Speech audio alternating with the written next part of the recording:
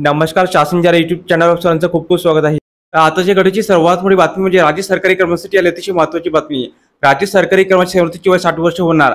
त्या संदर्भात एपिसोडच्या माध्यमातून संपूर्ण अपडेट आता पण आहोत. त्यापूर्वी जर आपण चॅनल नवे असेल तर चॅनलला सबस्क्राइब करायला आजच्या नवीन अपडेट सविस्तरपणे समजून सुरू करूया. राज्य सरकारी अधिकारी आणि कर्मचाऱ्यांसाठी सेवानिवृत्तीची वय वाढवण्याचा विचार करून महाराष्ट्र राज्य सरकार आपल्या रोजगार धोरणात महत्त्वपूर्ण बदल करण्याचा विचार करत आहे. मुख्यमंत्री एकनाथ शिंदे यांनी महाराष्ट्र राष्ट्रपती अधिकारी महासंघाच्या प्रतिनिधीची भेट घेऊन सेवानिवृत्तीच्या वयात वाढविण्यासह विविध मागणीबाबत चर्चा केल्याने ही घटना घडली आहे.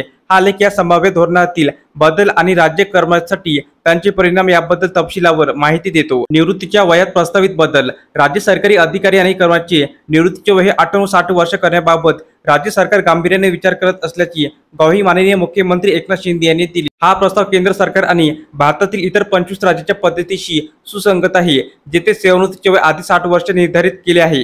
राज्य सरकारी कर्मचाऱ्यांसाठी सेवानिवृत्तीचे वय 60 वर्ष करण्याबाबत कार्यवाही करण्यास प्राधान्य दिले जाईल, असे मुख्यमंत्र्यांनी स्पष्ट केले. हे पाऊल अंमलात आणले. निवृत्ती वयाच्या धोरणाच्या बाबतीत महाराष्ट्र भारतातील बहुसंख्य राज्य आणि केंद्र सरकारच्या बरोबरीने येईल. महाराष्ट्र राज्य राष्ट्रपती अधिकारी महासंघासोबत बैठक. शुक्रवारी महाराष्ट्र राज्य राष्ट्रपती अधिकारी महासंघाच्या शिष्टमंडळाने मुख्यमंत्री एकनाथ शिंदे यांची शासकीय निवासस्थानावर भेट घेतली.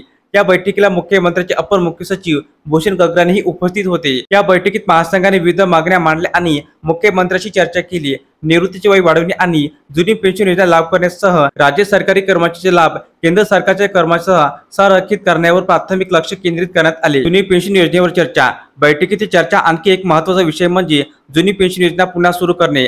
फेडरेशनने जुनी पेन्शन योजनेच्या अंमलबजावणीची तपासणी करण्यासाठी आपण केलेल्या समितीसमोर आपली बाजू मांडण्यासाठी आणखी वेळ देण्याची विनंती केली. ही विनंती राज्य सरकारने कर्मचारी पेन्शन समन्वय महत्त्व अधोरेखित करते आणि निर्णय प्रक्रियेत त्यांची दृष्टिकोनाचा पूर्णपणे विचार करण्याची त्यांची इच्छा. राज्य अधिकारी महासंघाचे संस्थापक आणि मुख्य सल्लागार जी.डी. कुलती यांनी बैठकीच्या निकालाबद्दल माहिती दिली. सरकारी कर्मचारी सेवानिवृत्तीचे वय 60 वर्ष करण्याच्या प्रस्तावावर गांभीर्याने विचार करण्याचे आश्वासन मुख्यमंत्री यांनी दिल्याचे नमूद केले. महासंघाने आपली बाजू रीतीसर मुख्यमंत्र्यांकडे सादर केल्याचे कुलती यांनी आवर्जून सांगितले.